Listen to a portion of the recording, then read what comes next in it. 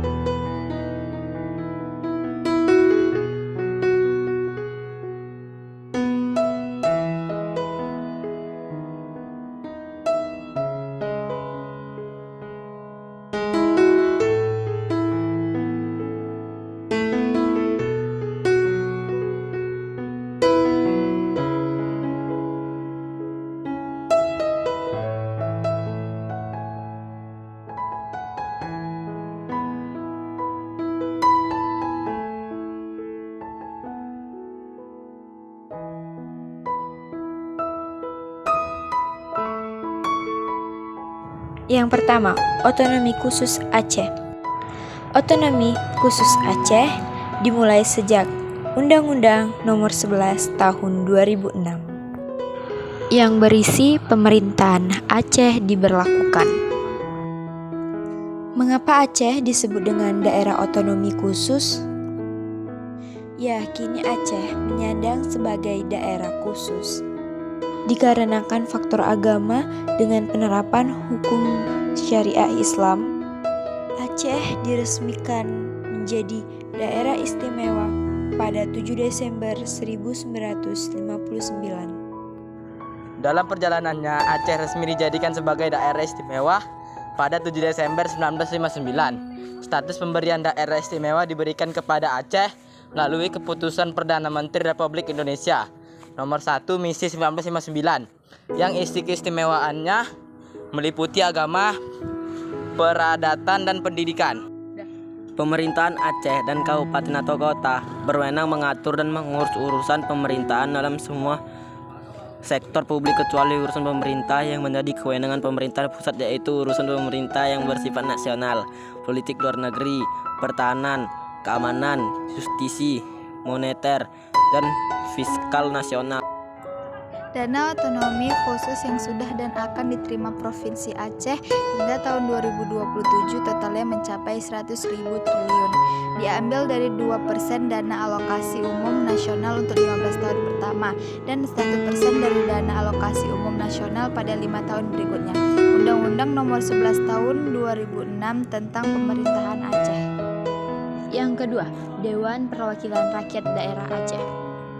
Dewan Perwakilan Rakyat Daerah Aceh adalah lembaga perwakilan rakyat daerah yang berkedudukan sebagai unsur penyelenggara pemerintahan daerah di Provinsi Aceh, Indonesia, yang diketuai oleh Saiful Bahri sejak 13 Mei 2022.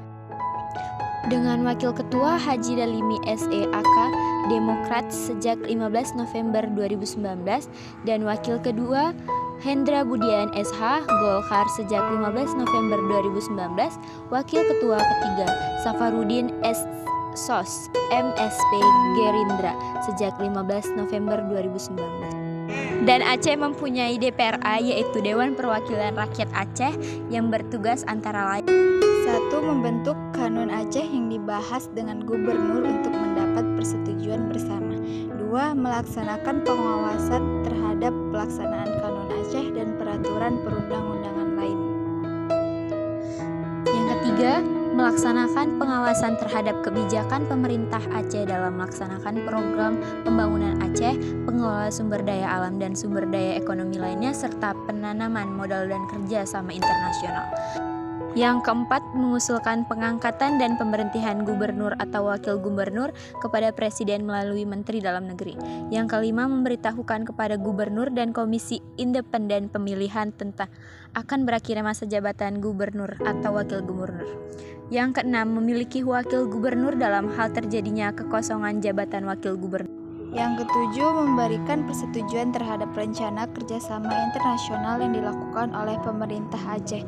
Kelapan, memberikan pertimbangan terhadap rencana kerjasama internasional yang dibuat oleh pemerintah yang berkaitan langsung dengan Aceh.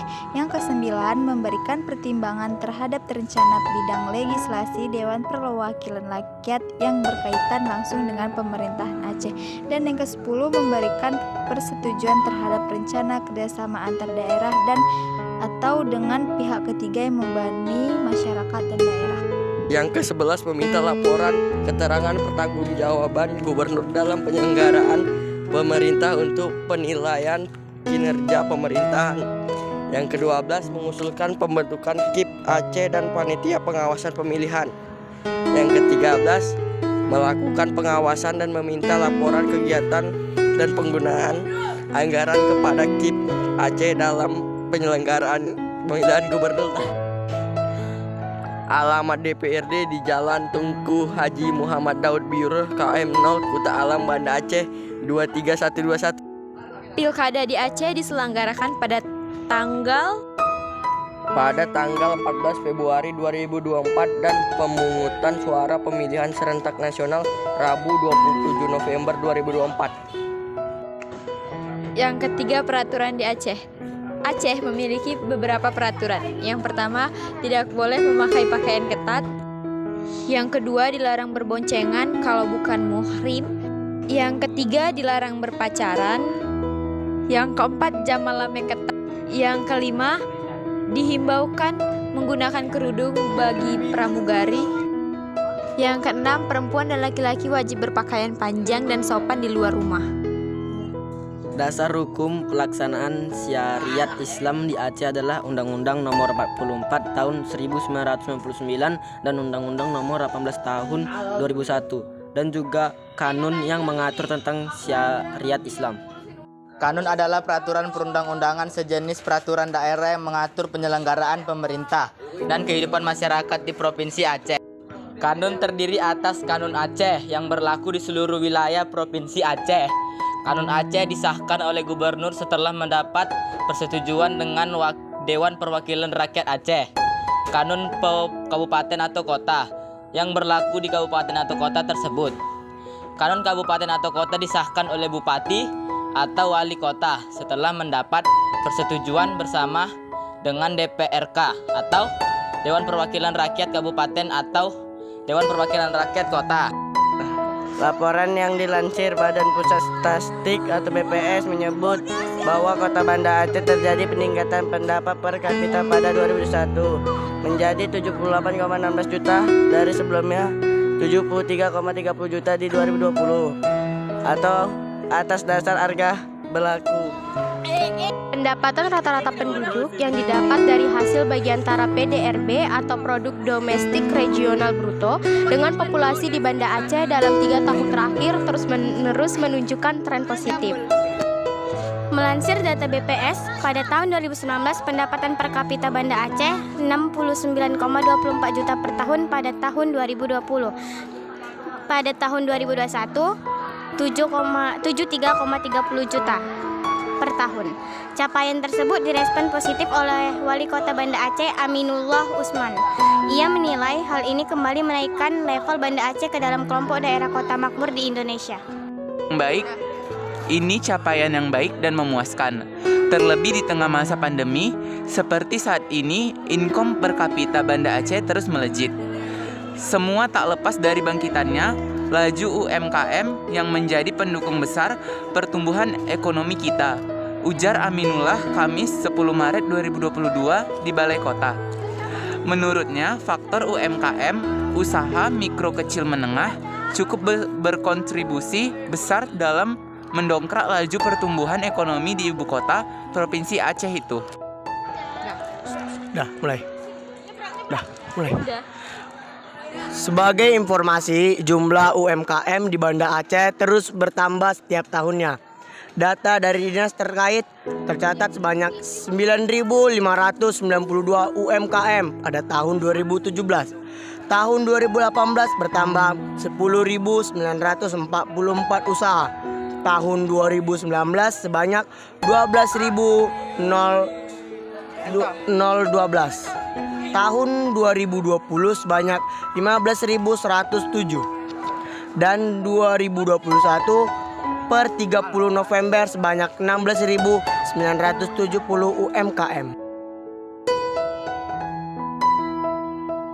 Sekian dari video kami. Wassalamualaikum warahmatullahi wabarakatuh.